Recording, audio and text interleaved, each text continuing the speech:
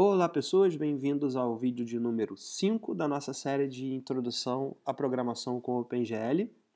No vídeo 3 eu falei sobre o pipeline programável de renderização e a gente viu como muitas das etapas que os nossos dados passam até serem renderizados, são etapas programáveis, onde a gente pode especificar exatamente como essas etapas vão afetar os dados. E a gente viu que essas etapas são chamadas de shaders, ou mais especificamente, esses programas que a gente submete para essas etapas são chamados de shaders. E o que a gente vai fazer nesse vídeo é escrever os nossos shaders e permitir que o nosso programa carregue eles do disco, compile, link e submeta para a GPU executar. Então, vamos lá. Para a gente poder carregar os shaders, o que eu preciso fazer agora, a princípio, seria um método simples que pega um arquivo do disco, a princípio é um arquivo de texto, e lê o conteúdo desse arquivo para a memória.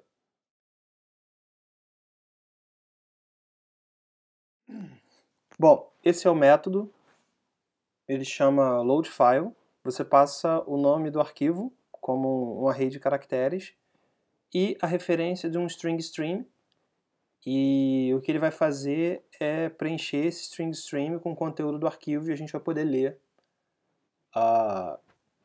o conteúdo do arquivo a partir do string stream. O que a gente vai fazer agora é ir lá na nossa cena concreta, né, o MyScene, e vamos fazer ela abrir um arquivo que tem o código-fonte de um shader e passar esse código-fonte, compilar esse código-fonte, associar ele a um programa na GPU e permitir que ele execute isso. O util.h que tem um método que carrega o shader, já tem o IOStream, vou precisar agora do glue.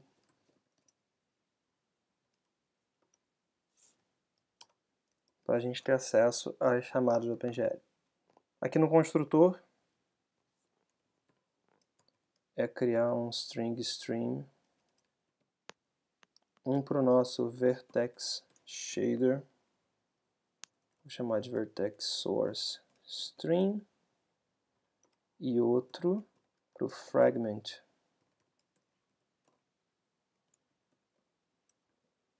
stream shader. E vou passar esse string stream para ele. Ou seja, cada string stream vai ter acesso ao código-fonte armazenado neste arquivo e neste arquivo. Como a gente quer pegar o conteúdo inteiro, vertex source vai ser igual a vertex source string.str. E aí eu pego o conteúdo inteiro do arquivo como uma string.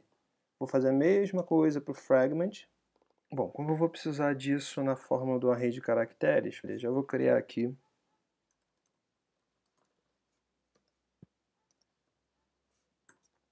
um array para armazenar o código-fonte na forma de um array de caracteres. Preciso criar... O primeiro passo é criar um shader. Eu vou lá para o scene.h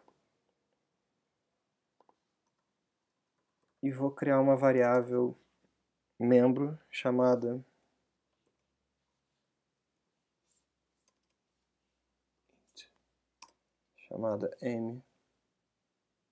mShaderProgram. Já vou me adiantar e criar uma para o vertex shader,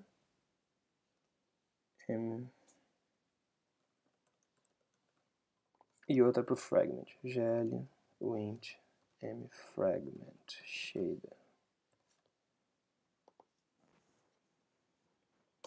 Primeira coisa é criar um programa para a gente poder associar os shaders. Isso é feito com gl create program.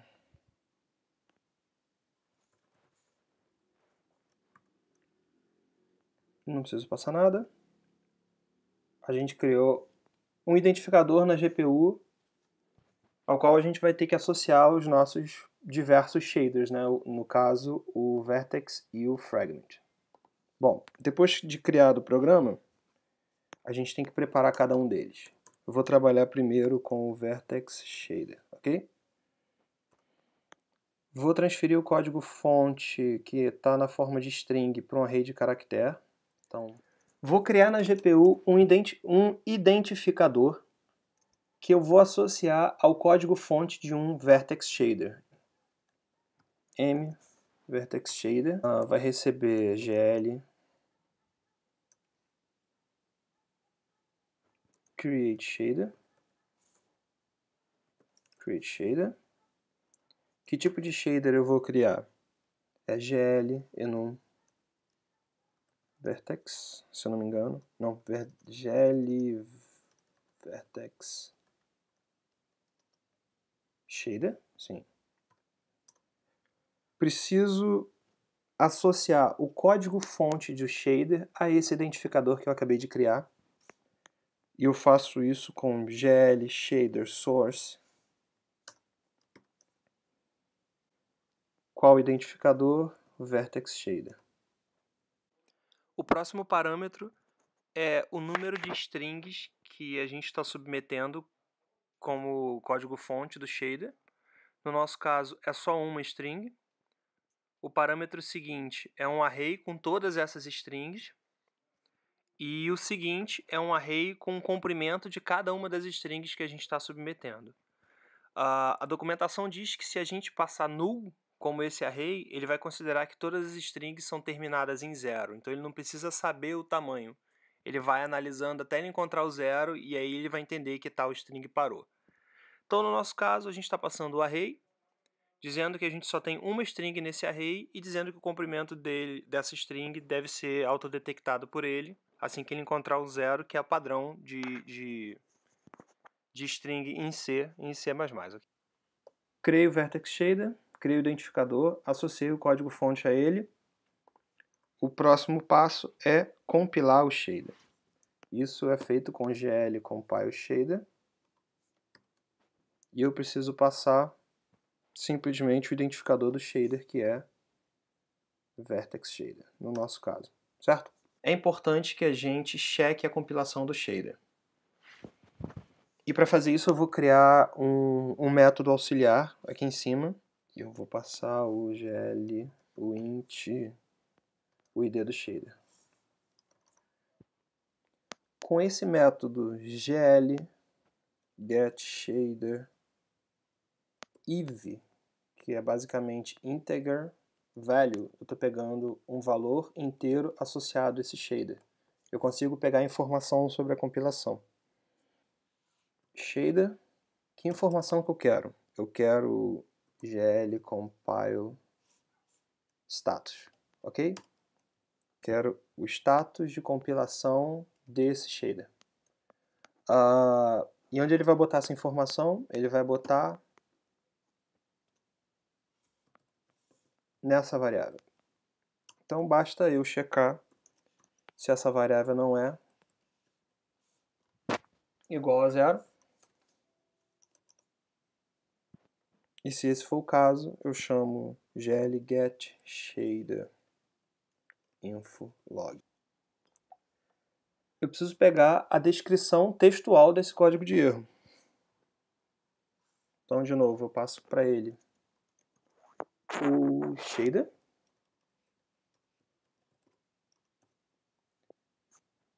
Depois o tamanho do buffer onde ele vai escrever.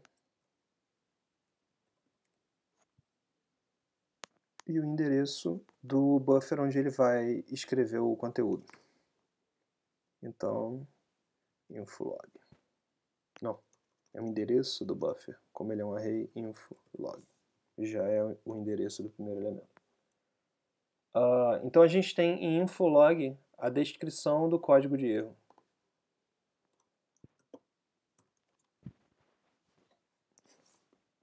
E eu vou retornar o código de erro. Ou seja, se ele for 0, a gente sabe que deu tudo bem. Se ele for diferente de 0, algo errado aconteceu. E eu preciso passar o shader, né? mVertex shader.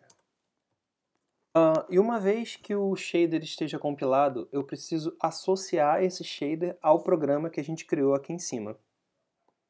Isso é feito com gl attach shader. Ele me pede qual é o programa, no caso é shader program, o programa que a gente criou anteriormente, e qual shader. Nesse caso, o vertex shader. gl delete shader.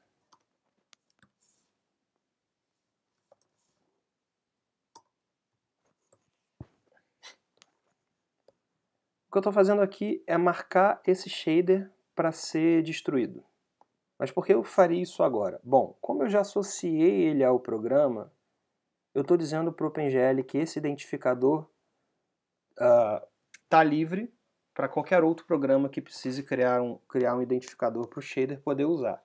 Mas de fato isso só vai acontecer quando eu destruir o programa. Então o que eu estou fazendo aqui é garantindo que eu não esqueça de fazer isso. Então eu já estou fazendo agora. Tudo que eu fiz para o Vertex Shader vai se repetir para o Fragment Shader. Então basta eu repetir todo o processo e substituir as variáveis de acordo. E é isso. Bom, os nossos dois shaders já foram lidos do disco, já foram compilados, já foram associados a um programa que vai ser enviado para a GPU. A gente precisa submeter eles a uma última etapa chamada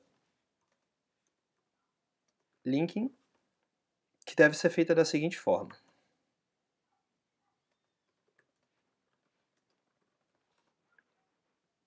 Gl link program. Aí eu passo qual é o programa, no caso mShader program. E é só isso. Mas assim como a compilação, a linkagem pode sofrer algum problema, pode ter alguma coisa errada e a gente precisa saber. E assim como o check shader compilation, eu vou fazer um método auxiliar que vai checar se houve algum problema na linkagem, ok?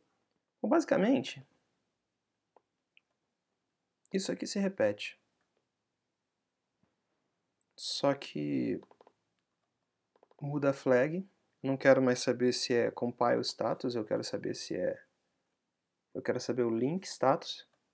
Em vez de ser shader infolog, é gl get program infolog. Ok? E claro, eu preciso passar o programa para ele. É basicamente o mesmo método. Daria até fazer uma coisa mais genérica, mas por hora vai servir. Vou passar o meu programa.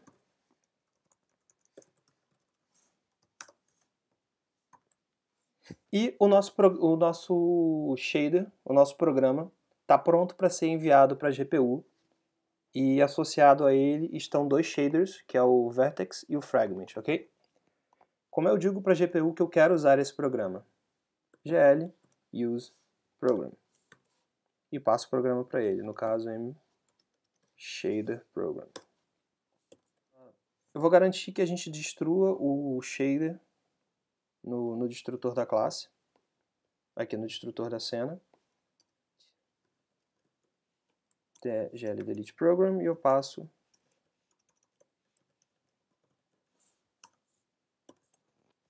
ok, essa é uma limpeza de recursos necessária e recomendada. Bom, a gente não está fazendo nada no nosso update. Eu acho que eu vou transferir para cá uma responsabilidade da window,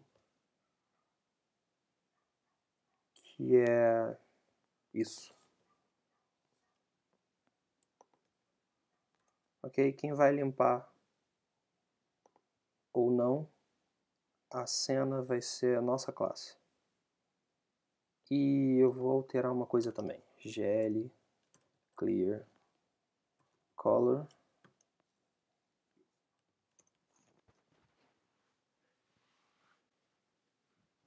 E vamos compilar.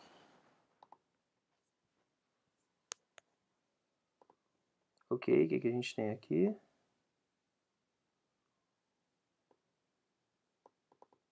Isso é um método. Ops, ok.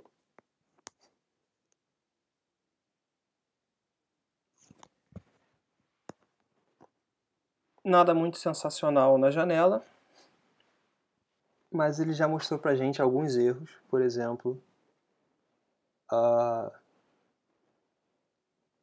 claro, ele não achou nem o arquivo vertex.vs e nem fragment.fs, porque a gente não criou, e então vamos criar nossos shaders. Add new item, vertex.vs, né, vertex shader. Você pode chamar de qualquer coisa, essa é só uma anotação que eu decidi usar nesse momento. E o nosso vertex shader vai ser escrito da seguinte forma. E vamos escrever o nosso vertex shader. Vou passar um pouco rápido sobre a sintaxe, vou passar um pouco rápido sobre o que eu estou fazendo. E, claro, mais à frente isso vai ser muito mais bem explicado, mas é até para manter o vídeo curto, ok? Preciso começar definindo a versão do OpenGL que isso vai rodar. E vai ser a 3.3, porque é a versão que eu solicitei quando a gente criou o contexto. Layout. Location 0.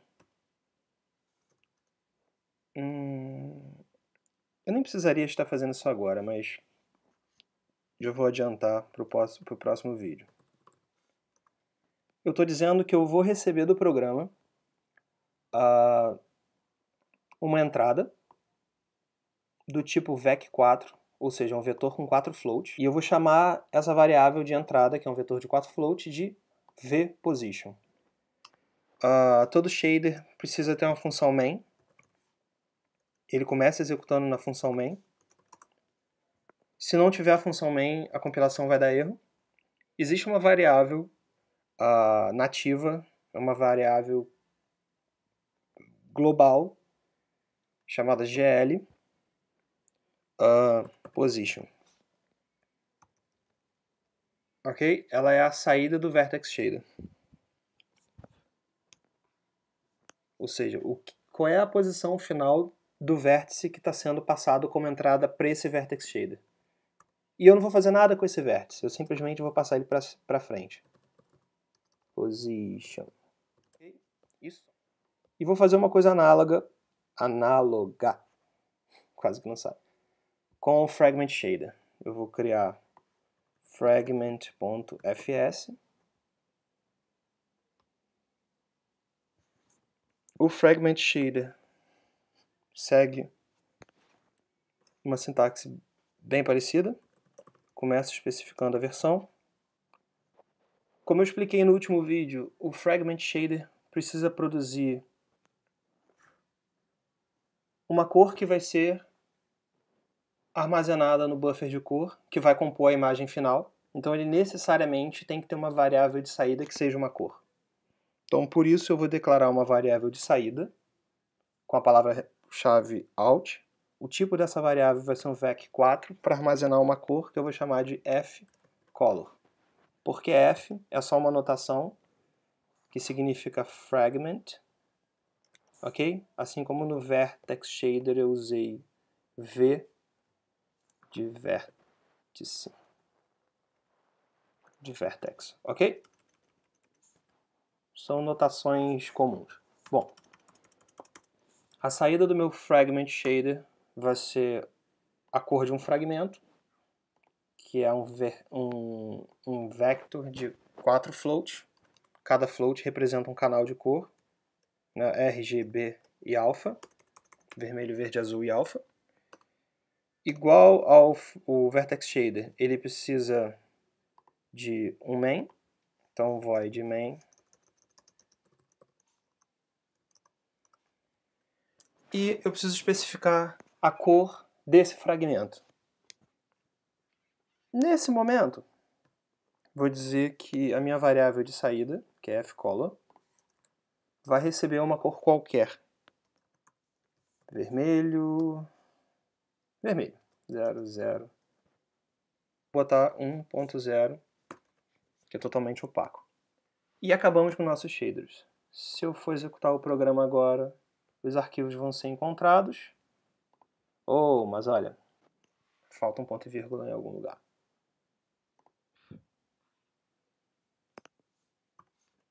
Aqui. Sem mensagem de erro, significa que os nossos shaders foram carregados, compilados, linkados e estão sendo executados.